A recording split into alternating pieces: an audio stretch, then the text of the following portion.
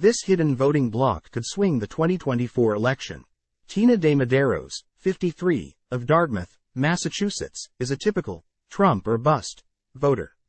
After casting her first presidential election ballot for Democrat Bill Clinton in her early 20s, Ms. DeMedeiros had been disconnected from anything related to politics.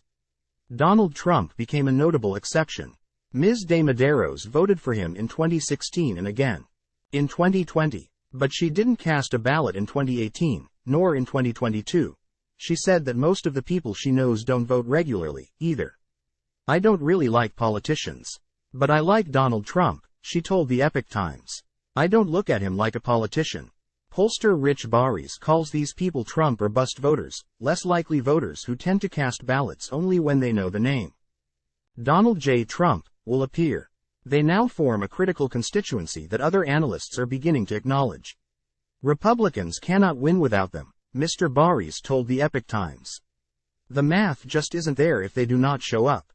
Pro-Trump voters include many who had never voted before or rarely voted in the past, Mr. Baris said.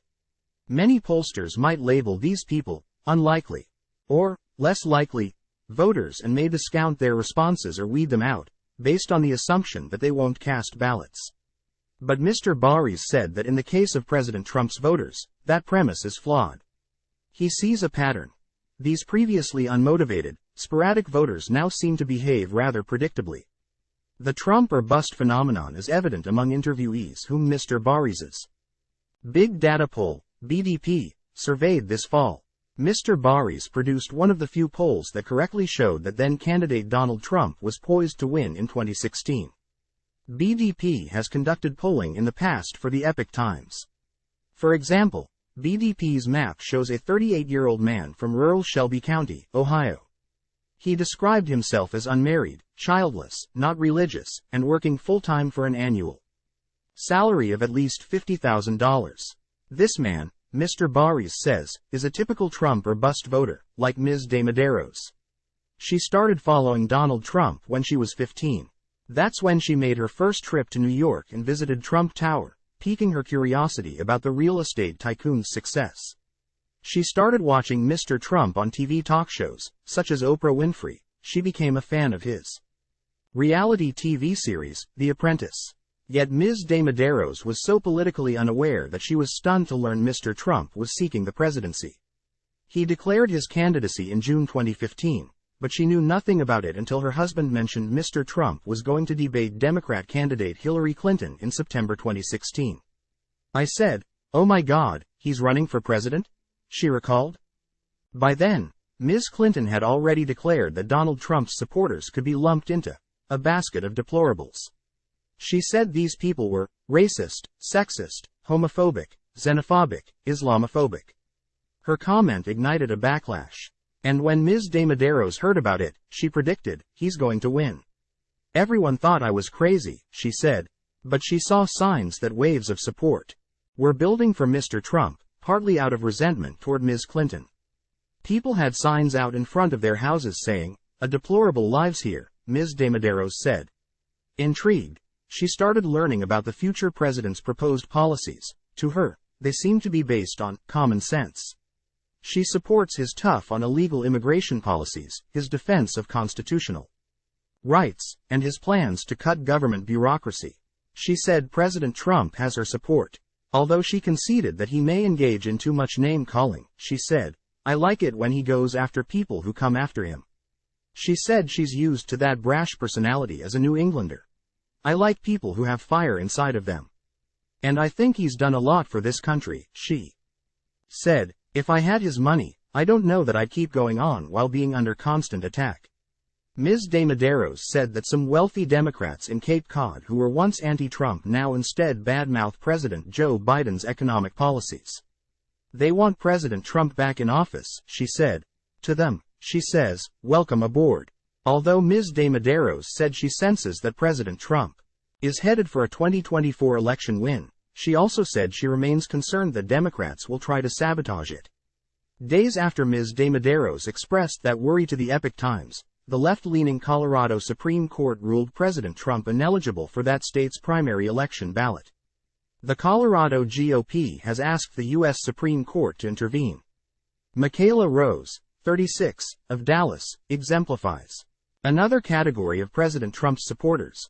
Those who were once disinterested in politics but became uber engaged because of him. To avoid reprisals, the married mother of two asked the Epoch Times to use her online pseudonym for this article.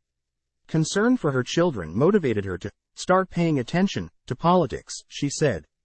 That happened after Ms. Rose learned that schools were trying to teach kids about homosexuality and trans this, trans that, she said, referring to transgenderism. Ms. Rose started to see the vital role that the U.S. president plays in guiding the nation's policies and setting the tone for trends in American society. That realization motivated her to delve deeper. She began listening directly to President Trump's speeches and became convinced that many mainstream media reports mischaracterized him. So, for the first time in her life, Ms. Rose, who was then in her early 30s, voted for President Trump in the 2020 election. She said she agrees with his contention that the election was rigged or stolen and that she intends to vote for him again in 2024. But unlike the Trump or bust voters, Ms. Rose said she did cast a ballot during the 2022 midterm elections. She now considers herself an informed, active member of the electorate. Jeff Bloodworth, a professor of U.S. political history at Gannon University in Erie, Pennsylvania, said Ms. Rose and the Trump or bust voters strike him as a very typical kind of person who has been brought into the political system by Donald Trump. Although President Trump's critics say the drama surrounding him is exhausting, it has captured the attention of citizens who used to find politics painfully dull and irrelevant to their lives. The former president seems to have a knack for reaching those people, showing them how politics matter, and inspiring them to get involved, Mr. Bloodworth told the Epoch Times.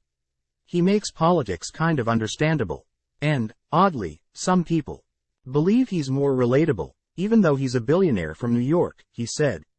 Trump has found a way to make politics interesting to a wider swath of the electorate.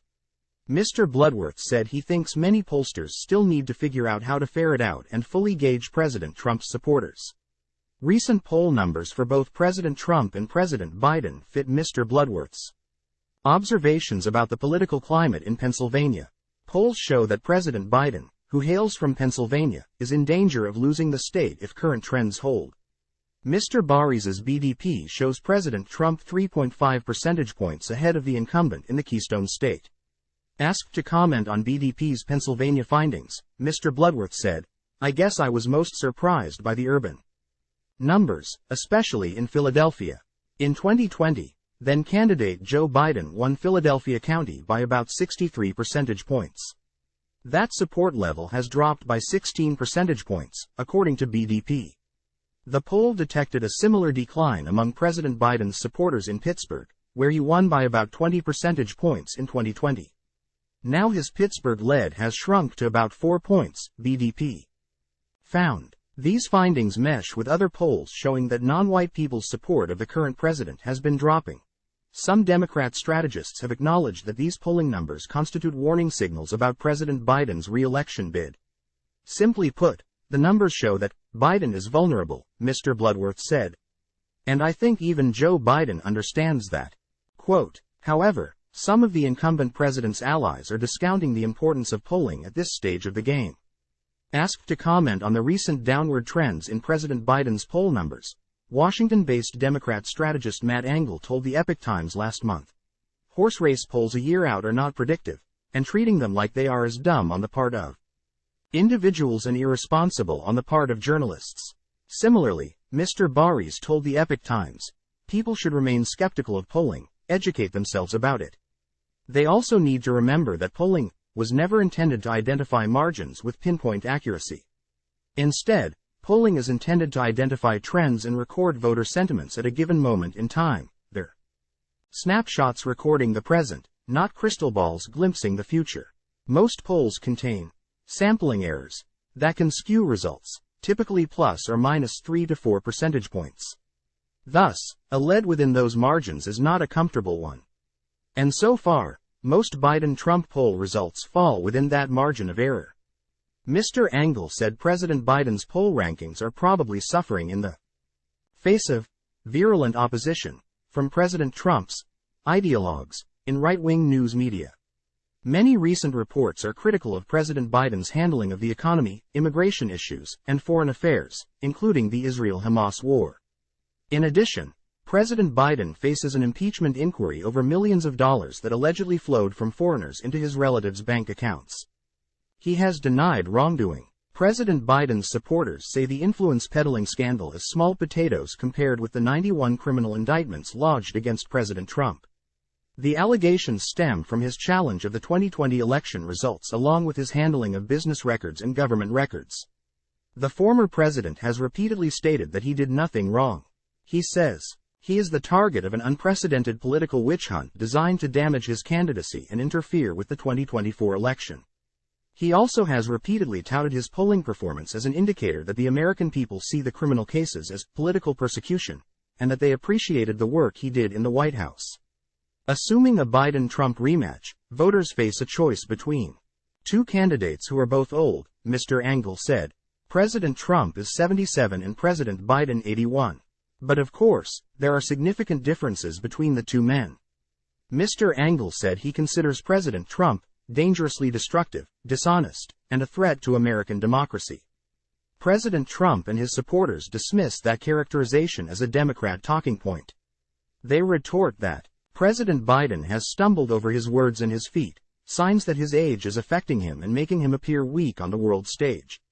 But President Trump, they say, remains quick-witted and seems resilient despite a demanding schedule of court appearances and campaign events.